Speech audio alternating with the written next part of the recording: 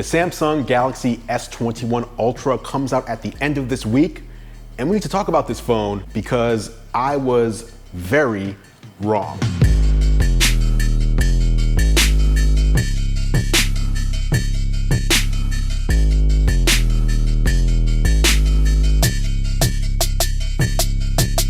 The Samsung Galaxy S21 Ultra is one of the best phones that Samsung has ever made. What's going on, Tech Squad? Andrew Edwards here, and as I mentioned today, I'm bringing you my review of the Samsung Galaxy S21 Ultra.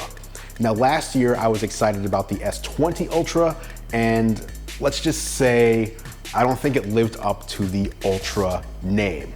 So I was skeptical with the S21 Ultra, but this year, as I said in the open, Samsung proved me so very wrong, because this year the S21 Ultra is Ultra in all the right ways. Now, the overview of Samsung's vision of its most premium smartphone offering for 2021 features 5 rear cameras highlighted by a 108 megapixel sensor, 2 telephoto cameras, 100x space zoom, and on front, 40 megapixel selfies.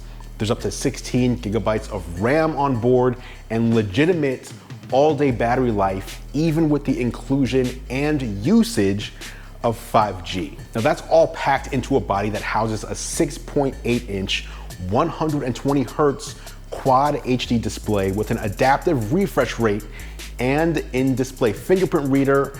And even that fingerprint reader is improved, as it has a 1.7 times larger surface area when compared to last year's S20 Ultra. So the name of the game here with the S21 Ultra has been improvement and refinement. And this one sets a high bar for all the other competitors out there to follow over the next 11 months. Now, speaking of refinement, the design this year looks and feels great. I could personally do without the curved edges on the display, but that's just me. It feels like form over function, but then again, at the same time, the smaller display on the iPhone 12 Pro Max feels way less comfortable to hold in the hand than this larger 6.8-inch display does.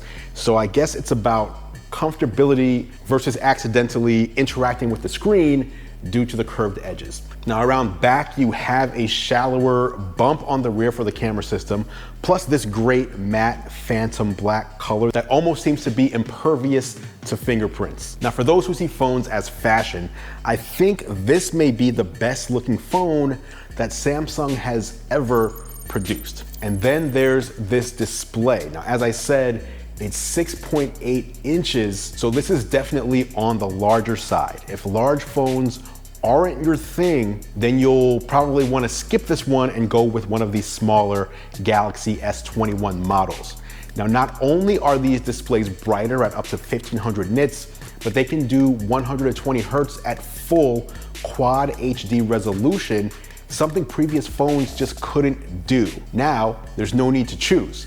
And the best part though is that the refresh rate is adaptive, and the S21 Ultra can go as low as 10 hertz, which gives you the flexibility for it to match the content on the screen, but also save battery life. Now, one more thing about this display, it's the first non-Galaxy Note smartphone that supports Samsung's S Pen stylus. It's not included with the phone like it is with a Galaxy Note device, and there's no way to embed it into the body, but the compatibility is there, and you can buy a case that will also store the S Pen if desired. Now, one of the biggest disappointments last year for me was the camera. 8K video just seemed to be too much for the S20 Ultra, and focusing issues were ruining photo moments all over the place. With the Galaxy S21 Ultra though, the camera system is great. Photos look sharp, thanks in part to the laser autofocus that's been added in, and also in part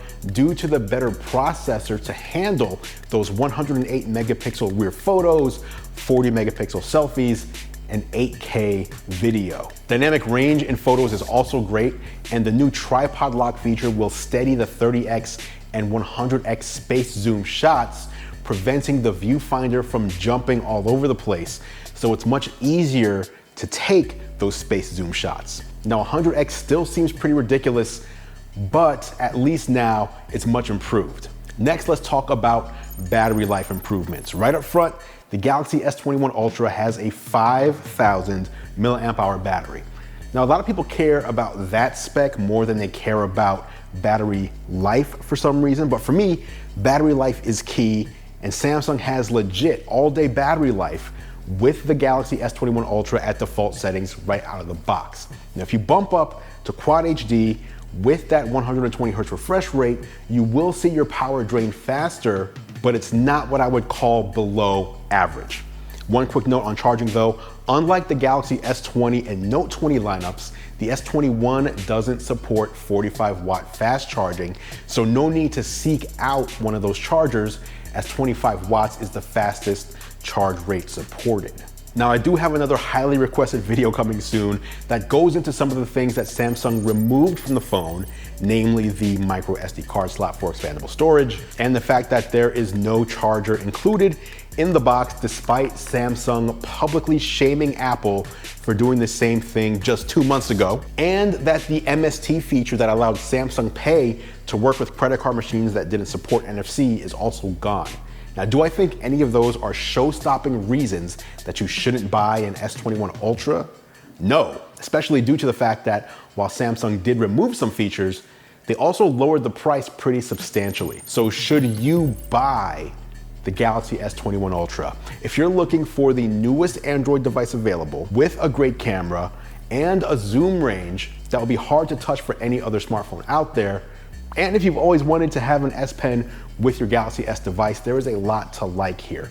I'd say the only things really stopping someone from buying this phone and loving it would be that they prefer iOS to Android, they don't want to pay $1,200 for a smartphone, the size is too big for their personal preference, or they really need micro SD card expansion for some reason. Now, if that's not you, and if you're someone who likes to be on the bleeding edge of smartphone technology and likes Android, you're gonna be hard pressed right now to find a better phone than the Samsung Galaxy S21 Ultra, and I'm talking about the Ultra model in particular. This year, the Ultra name is absolutely well-deserved. Any questions about the Samsung Galaxy S21 Ultra, drop them down in the comments below, and I will meet you there for further discussion. As I said, I've got more videos coming on the S21 Ultra and the Galaxy S21, so be sure to subscribe in order to stay up to date when those videos drop. Until next time, thanks so much for watching. As always, guys,